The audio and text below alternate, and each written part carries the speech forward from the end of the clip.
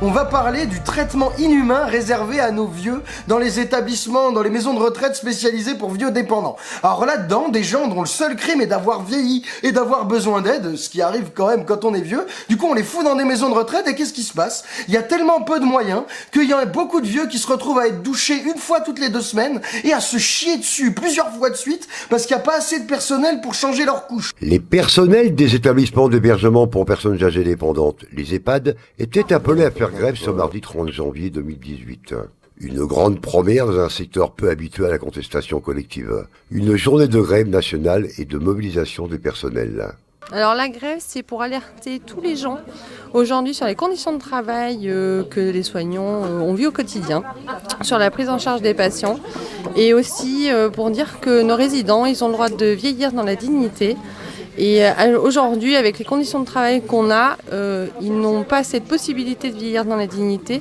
Et c'est pour ça aujourd'hui qu'on est dehors, parce qu'on en a marre. On veut qu'on nous donne des moyens, on veut des effectifs, on veut passer plus de temps avec eux. Il y a des projets de prise en charge, il y a des pathologies de plus en plus lourdes. Donc on a besoin d'effectifs pour prendre ces gens en charge. La situation semble explosive. Depuis plusieurs mois, les personnels réclament une augmentation des moyens humains. Nous déjà sur le site là à Courtet, depuis novembre 2015, nous avons eu 37 suppressions de postes. Ce qui a fait une augmentation du taux d'absentéisme. Nous sommes passés à 18%. Les cadres ne font que colmater les plannings sans en avoir les moyens. Les agents sont épuisés. Il y a de plus en plus des burn-out de déclarés. Ils ont un temps alloué d'environ 10 minutes pour une toilette complète, levée et habillage. Ils peuvent donner une douche par mois, voire peut-être 2 douches s'il y a des élèves. On arrive à l'épuisement professionnel et puis à une prise en charge des résidents qui se dégrade. C'est une forme de maltraitance pour les résidents et c'est aussi une forme de maltraitance pour les personnels. Parce que les personnels, ils sont toujours frustrés, ils sont toujours en train de courir. Et c'est vrai que, comme disait Séverine, 15 minutes pour s'occuper de quelqu'un, c'est pas suffisant. En plus, les gens, ils rentrent en EHPAD de plus en plus âgés. Enfin, c'est bien, mais sauf que c'est des gens qui sont plus fragiles, qui ont plein de pathologies multiples et qu'il faut prendre le temps de leur redonner de l'autonomie, de ne pas faire à leur place, parce que c'est important qu'ils conservent une autonomie le plus longtemps possible et ça prend du temps. Depuis le 1er janvier 2017, en vertu d'une réforme du précédent gouvernement, les EHPAD sont soumis à de nouvelles règles de tarification visant à simplifier l'allocation des ressources et à faire converger d'ici à 2023 les dotations entre public et privé. Mais tout ça, c'est pas de la mauvaise volonté du personnel. Ils sont pas là. Ils sont tout simplement pas là.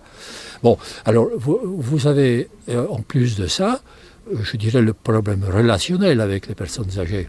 Elles sont pas très exigeantes. Elles demandent seulement qu'on échange 2 mots avec elles, qu'on leur consacre quelques minutes. Mais ça non plus. Ce qui fait que, j'ose pas dire le terme, mais c'est un peu un mouroir, vous savez. Quand vous n'êtes pas nettoyé correctement, mangé, alimenté correctement, que vous avez un environnement matériel qui ne vous donne pas satisfaction et que vous êtes là abandonné, la toilette, voyez-vous, il y a une personne qui est affectée à la toilette. Et pour en faire un certain nombre. J'ai moi-même aidé ces personnes pour faire la toilette de mon épouse qui était au lit. La toilette, je ne veux pas dire qu'elle est bâclée, mais les gens ils font ce qu'ils peuvent. L'annonce jeudi par la ministre de la Santé Agnès Buzyn d'une enveloppe supplémentaire de 50 millions d'euros pour les EHPAD n'a pas éteint la contestation. Les familles qui sont là depuis 4-5 ans, elles disent mais on a vu la dégradation de mois en mois se produire. Il faut embaucher aussi bien AS, IDE, agents hospitaliers pour le ménage, parce que là, depuis cette nouvelle organisation, qu'est-ce qu'on voit? Nous, des procédures dégradées tous les jours sur le site. On prend l'ASH du bio-nettoyage et on l'affecte aux soins, ce qui fait que le bio-nettoyage n'est pas fait. Et le prix de journée n'arrête pas d'augmenter. Donc il y a moins de prestations et le prix de journée augmente. On ne répond pas aux gens immédiatement, on peut pas.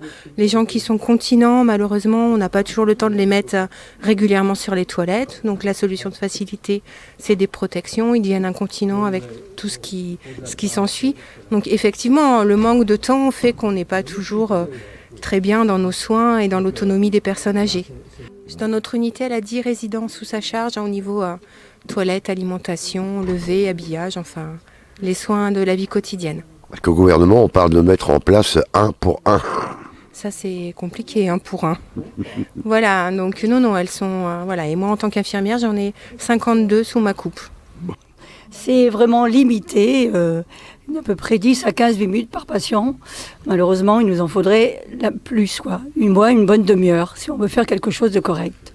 Ce qui n'est pas le cas. On n'est plus à leur écoute, ils ont besoin de beaucoup d'affection aussi, d'attention, d'écoute et de soins. Et on n'est pas là pour s'en occuper correctement.